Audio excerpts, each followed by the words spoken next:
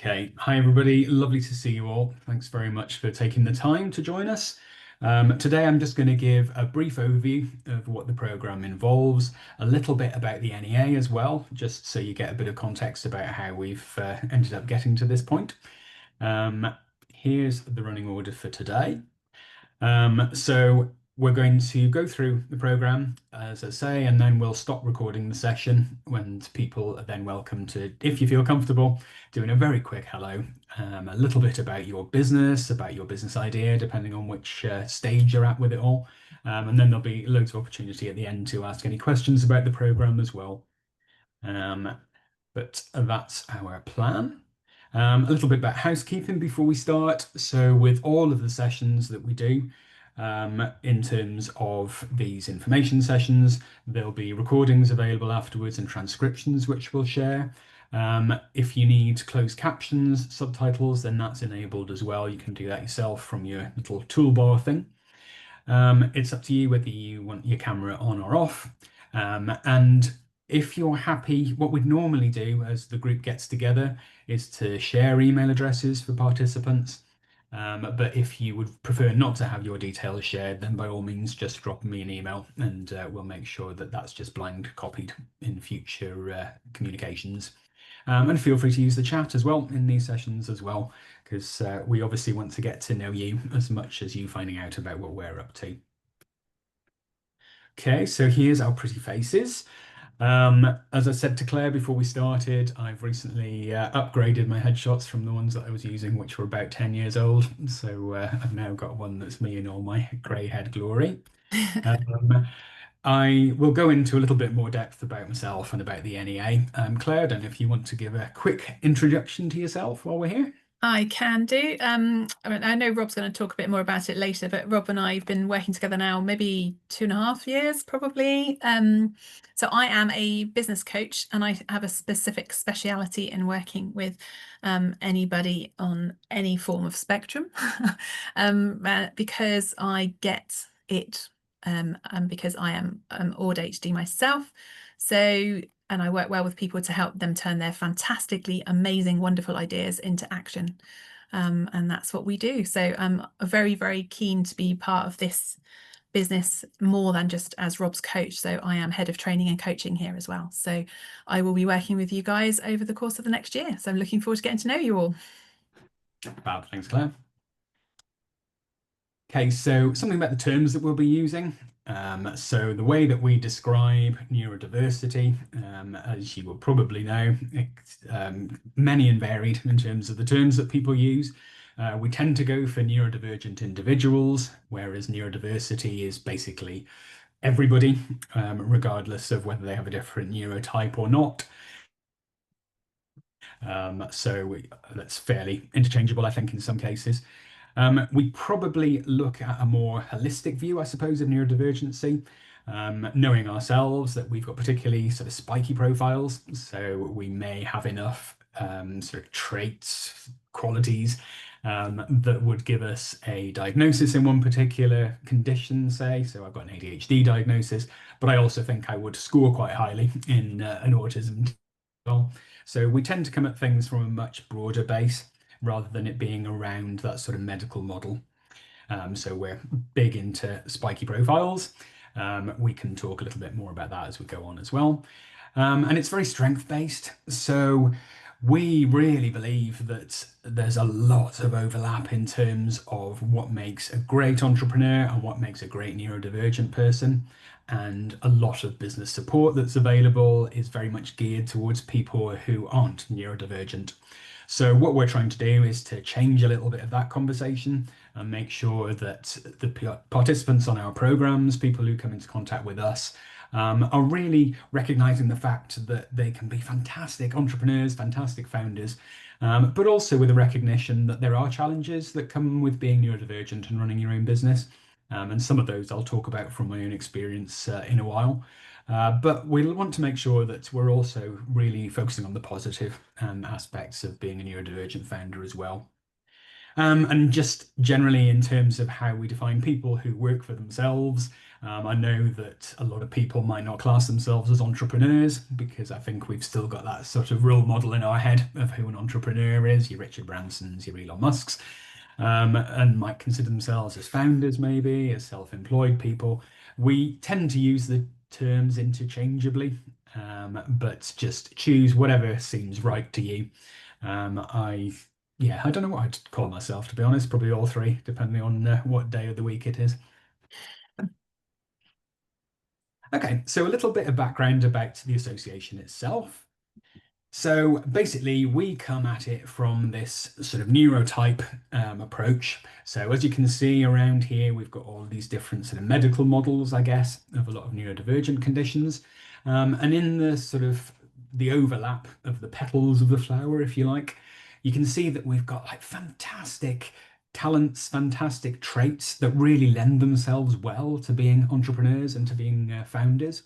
So, as an example, things like resilience. So, I think if we focus on a particular pet project that is something that we have real passion for, then that can get us through all sorts of obstacles that inevitably come our way in terms of running a business. I've never worked with a bunch of such creative people as well. I think there's something about that way that we see opportunities that a lot of people don't. I think that we see links and connections, we see the benefits that might come from, say, introducing this person to this person and knowing that something magical will happen, and maybe turning that into a business. We may not be quite sure what that business will be at that point, but I do think that we've got that creativity and that's a really innovative approach to business, which is fantastic in terms of entrepreneurship as well. So we'll come on to that in a little bit more detail shortly. Sorry for the quality of this image, but basically what we're looking at is this idea of a spiky profile. So basically, there's such overlap, such co-occurrence in terms of neurodivergent conditions that it sort of makes sense, I think, for the NEA to be approaching things in a very sort of broad way, and a wide definition in terms of neurodivergency. Okay, so we know pretty much that about 20% of the population, yes, Jeff, I'll definitely send the slides via email afterwards as well. Yeah, if there's anything that you want to sort of, yeah, raise while I'm talking, feel free to stick in the chat. So yeah, we know that about 1 in 5 of the general population are neurodivergent, but I think when it comes to entrepreneurs, when it comes to these creative people, I think that goes rocketing up. And at the moment, we don't have the research to be able to prove that, but I think anecdotally, I just think it's a lot of people who perhaps have been in employment who have eventually found that they just couldn't fit into that very sort of neurotypical context, and have hurled themselves into setting up a business. We've worked with a lot of people who have never worked for anybody else, who just wanted to have that flexibility and that independence to work for themselves as well. So again, I think those levels in terms of the self-employed market and the sort of founders group, I think is way higher. And basically, we know that a lot of neurodivergent people are let down by the systems and the processes that are in place. So a lot of it is still access to funding is still based around pitching to a dragon's den. It's filling out loads of forms. It's filling in a sort of a business model canvas. So a lot of approaches that we've been using for so many years that aren't necessarily set up to give neurodivergent people the very best opportunity that they can do. So again, that's what we want to be changing. And we want to be showcasing a lot of these fantastic business ideas as well that are being run by neurodivergent people. So we've got better role models, we've got better case studies as well. And also looking at where we can start to get more funding into the research as well. So we've actually got that data to be able to prove to people that neurodivergent entrepreneurship is a really exciting place to be. So a few random quotes here, but basically these all speak to that overlap in terms of a lot of those entrepreneurial mindset ideas, a lot of those skills, those traits, if you like, of being an entrepreneur and a founder, and also the fit with a lot of neurodivergent conditions as well. Okay, so obviously can share these later.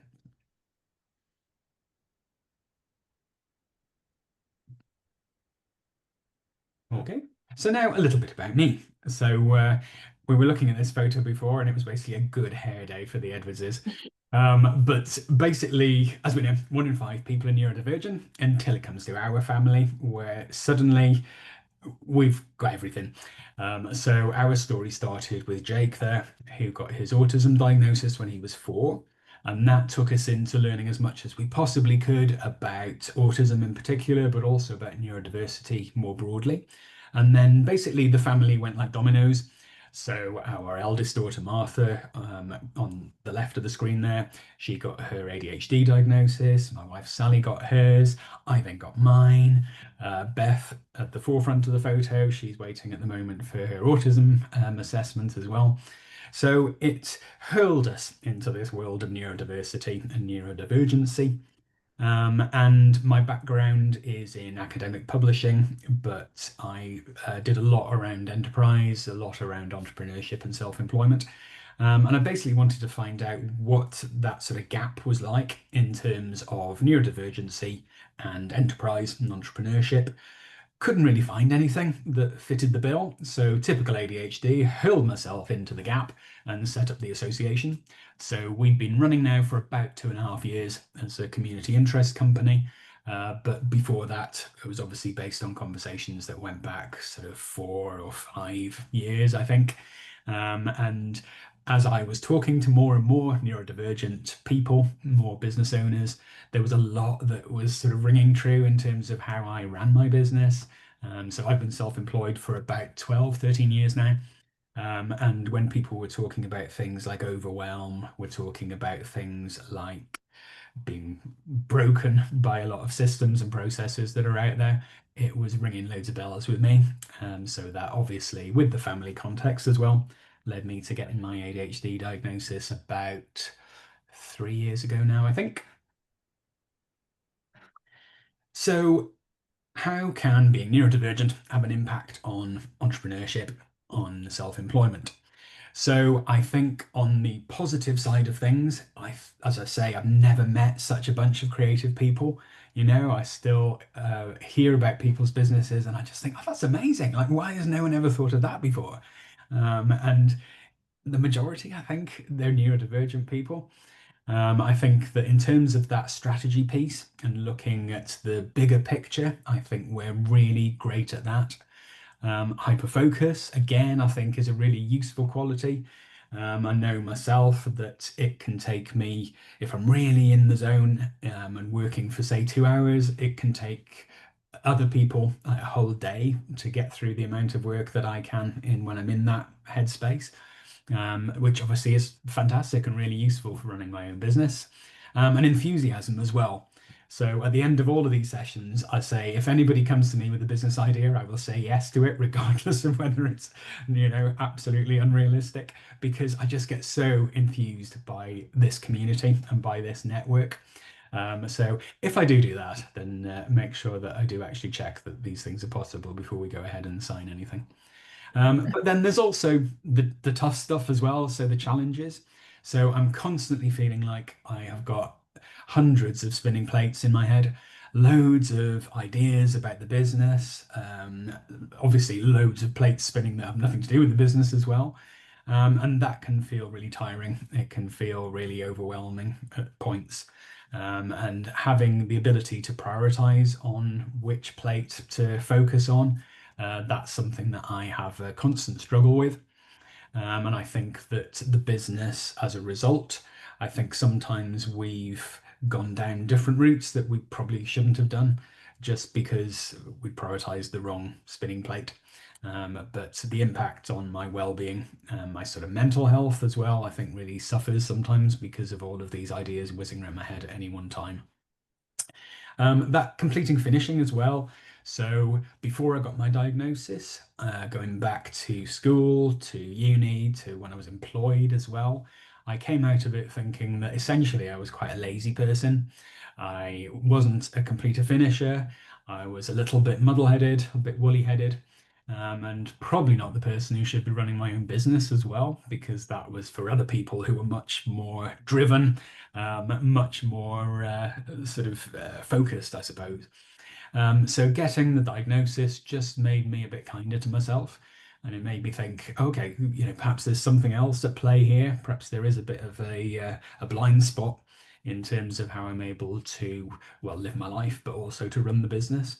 So I think that's been really important for me as well.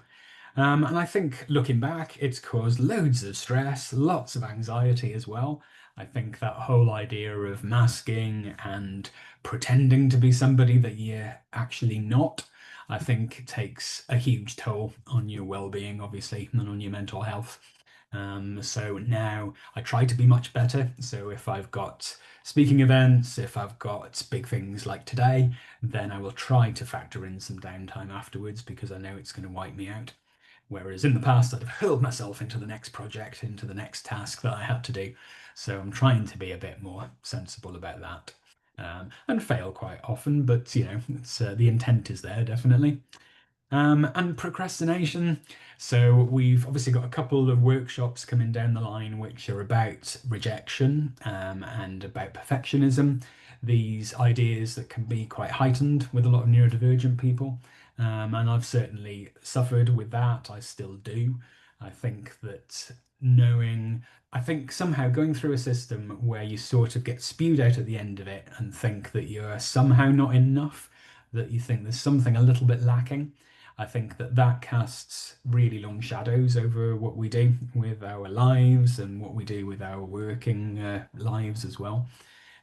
So I think that having that heightened sensitivity to rejection, I think it sort of makes sense. It seems to be inevitable to me. And that idea, if something isn't going to be perfect, then there's just no point in starting it. So I struggle with that a lot. And I think a lot of that is coming from, yeah, my neurodivergency, from my ADHD. Yeah, and as you say, like Ray, that idea of what is downtime. So, like, am I ever actually relaxed? Am I always at this sort of heightened level of anxiety and stress? And I think pretty much I am. But I think it's really difficult, and especially when you're a founder, when you're running your own business as well, to keep that work-life balance in a healthy place. Because inevitably you just want to be focused on the business as much as you possibly can. And sometimes that just does your head in as well. So, this is lovely Rachel, who was on one of the, well, the first Wicker funded program that we ran about 18 months ago, 2 years ago. And the big piece that came out of all of the feedback from the participants on that cohort, on that group, was this place, this idea of finding people who just got it, of not having to pretend, of saying that, oh, I've just had a day where I'm completely overwhelmed and my head has exploded. And for people to go, yeah, oh, no, I was feeling exactly the same thing last week. I've been through that. And I think that's really powerful rather than just pretending that we are all these entrepreneurs who can carry on working through all these challenges and obstacles. I think that it's time to change how we define what an entrepreneur is, what a business owner is. And I think with a lot of neurodivergent people, that sort of line between work and life is really paper thin. And I think that inevitably, whatever happens with the business then has a significant impact, a heightened impact on your well-being as well. So we'll come on to these in the workshops that we're running as well, particularly around that sort of imposter syndrome, feeling that you don't have a place on the at the table. And I think as well, if we've gone through employment in something that wasn't built for us, then that has heightened and added to this feeling of imposter syndrome as well. So we'll have much more opportunity to pick that to bits in the workshops as well. So personally, and a lot of what caused me to set up the NEA, this is what works for me. So being part of this fantastic community and meeting more and more neurodivergent founders and business owners is just a lovely place to be. Having Claire as my lovely work coach, basically we have our monthly accountability meetings, and In most cases, I can keep to track and check that I've actually done what I said I would do a month ago. And in terms of the spinning plates, that has helped me to focus enormously, and to actually get the NEA to a place where I want it to be. And then informal mentors, obviously. So as part of the NEA membership program, we get access to mentors. And again, it's just that quarterly touch point with people who, again, just understand it and who just get it, and that's been really useful for me. And then increasingly, we're finding other partners, other organizations who share what we want to do. And I think as we come together, then that's really powerful as well. Okay, so this is our mission, to bring together these really broad areas of neurodivergency and entrepreneurship, and see all the exciting stuff that happens. We've got three main groups, I suppose, in terms of who we work with. So academic researchers, so we put them in touch to make sure that they can go for funding bids together, they can write articles together, they can start to change a bit of the conversation, a bit of the narrative about what entrepreneurship is. We work with entrepreneurs and founders like yourselves, so coming together to share those experiences, to start looking at what case studies and role models might look like. And then we also do some work trying to get a lot of what we want to do into policy as well. Inevitably, that takes a while, but we're chipping away at that as well. And we also do things like accreditation. So we'll go into business support programs, whether that's university programs, whether it's local government supported ones like this, and then provide recommendations and feedback about how those programs could be more neuro-inclusive. So that's brilliant because it feels like we're having a much wider impact then on a lot of business programs going forward. So that's really picking up nicely at the moment. And obviously based in the UK, I'm based in Shipley, but we're working globally as well. So we've got partners in the States, we've got partners in Australia, where the conversation about neurodivergency is at a similar stage. But we're also starting to reach out to places like Brazil as well, and places in Central Europe where the conversation's just starting as well. So it's an exciting place. Candice is in Menston, lovely, just down the road. So yeah, fantastic.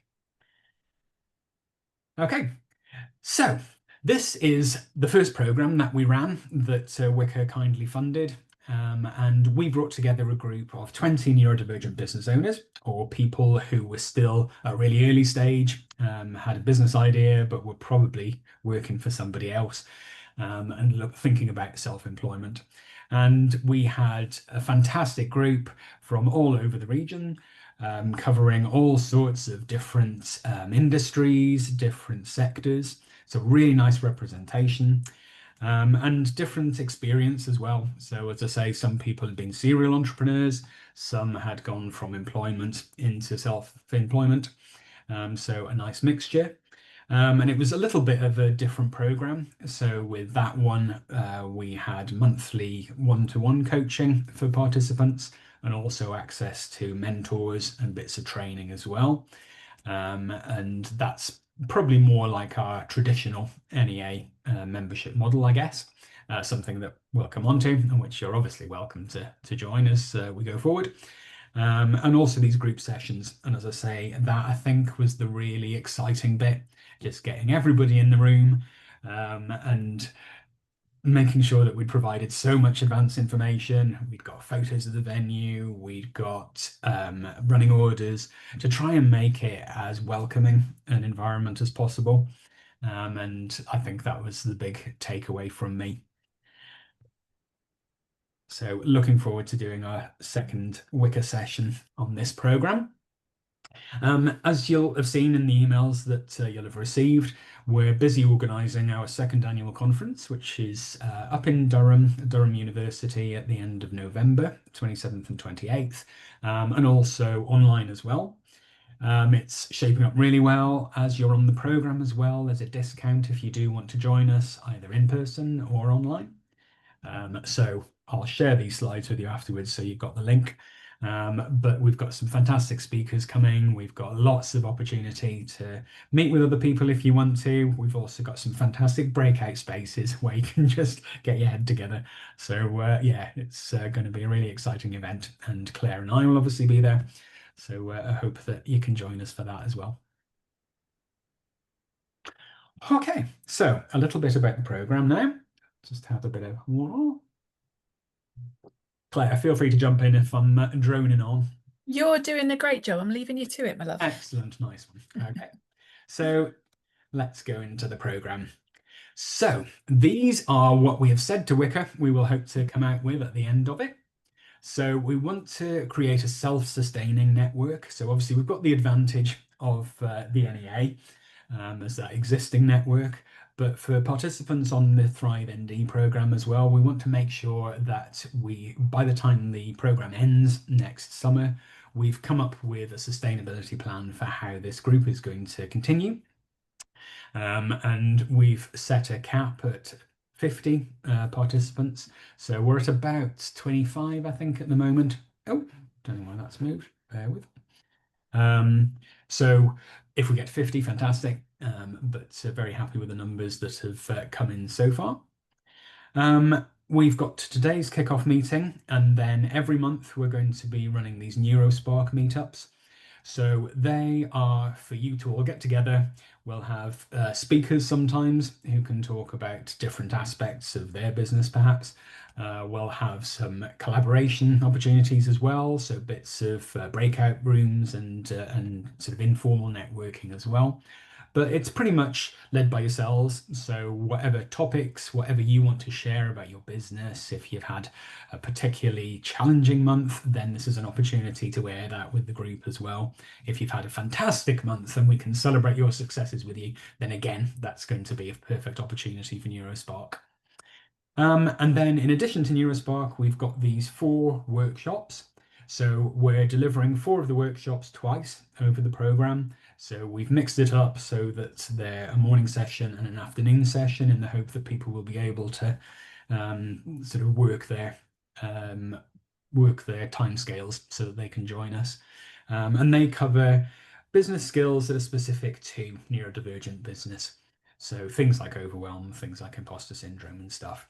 So I'm hoping that you can join us for as many of those as possible as well. And then in terms of Wicker, we're going to pull together an impact report at the end, obviously flesh out what the sustainability roadmap looks like. And that will go back to them. We'll be coming to you for sort of testimonials for quotes, which can be anonymous or not, just so we can add as much evidence into that impact report for Wicker so that they know, well, they know that their funding was worth it, but also they know that in terms of neurodivergent entrepreneurship and self-employment, it's a really growing area, it's a really exciting area. So we want to make sure that that's on their radar as much as we possibly can. So I think I've covered most of this. NeuroSpark will run for 90 minutes, but we're flexible if people want to stay around afterwards as well, obviously. And I think I've covered everything there. We'll send as much information in advance, obviously, before those meetups, so you know what to expect. A little bit more about the workshops. Again, very strength-based and looking at solutions that have worked for us and for other people who have been on our programs as well. So I really hope you can join us for those. And then sustainability. At the moment, we're thinking about things like supported membership of the NEA, so that you will have somewhere where you can go at the end of this program.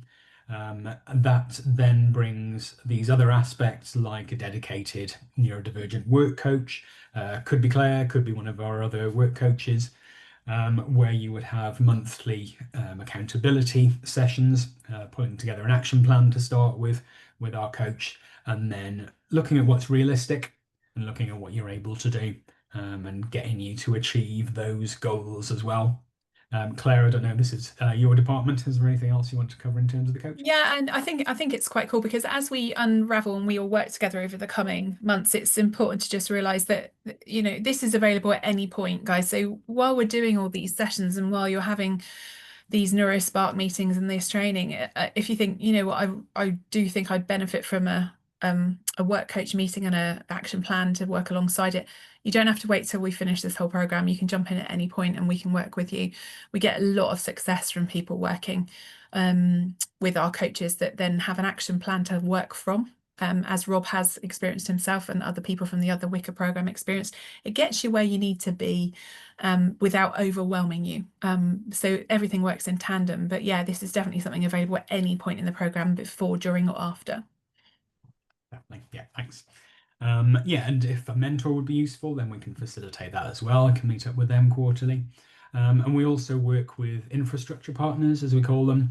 So we have people like a neurodivergent accountant, we have virtual assistants company, people where we share the same drive, the same sort of ethos, and the same ethics, I suppose.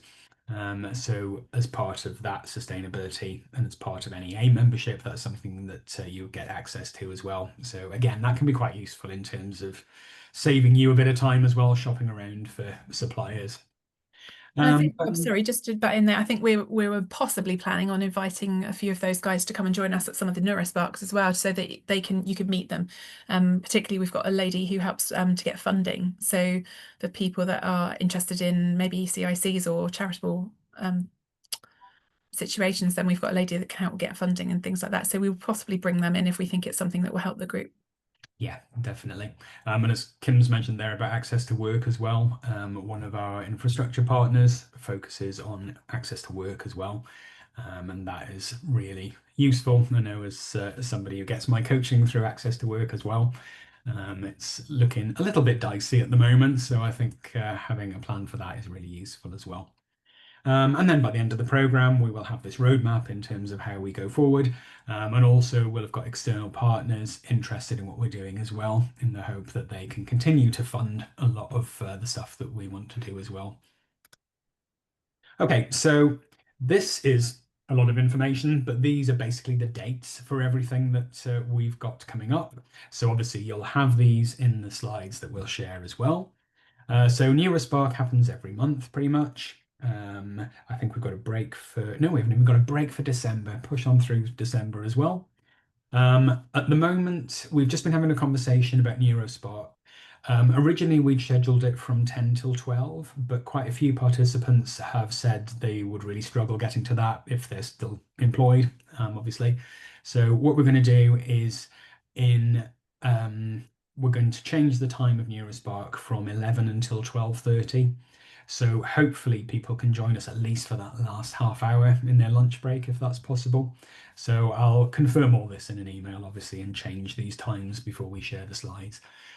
But appreciate that there's a lot of people who perhaps have got side hustles who still need to keep bosses happy. So we'll take that on board.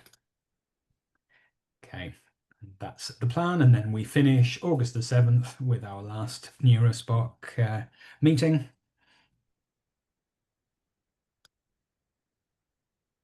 Okay, we have expectations of you all. So nothing too major, but please turn up, engage as much as you feel comfortable with. Really, this is only going to be a successful program based a lot on how the group interacts, how much you're getting from it. For all of the events, so including the monthly NeuroSpot meetups, we need you to register for each separate event, just so we know who's turning up, how many numbers we're looking at. That would be really useful. Before I share the slides, I'll put the link in as well again to the events page where you can do that. But basically for each event on the website, you'll see a ThriveND rate and you just choose that, it's free. And yeah, as I say, just so we know that you're coming. If you can pay your fee, if you haven't already done so. So thanks to the Wicker funding, we're able to offer the whole of this 12-month program for 25 quid. But we'd really appreciate it if you could actually get that done. So everybody, I think, has had the instructions of how where you need to go to do that. Again, I'll add the link in this slide as well. If you can get that sorted, that would be great. Many thanks to everyone who's already done that. We will be asking you for some information periodically. So I'll go into that in a little bit more depth shortly.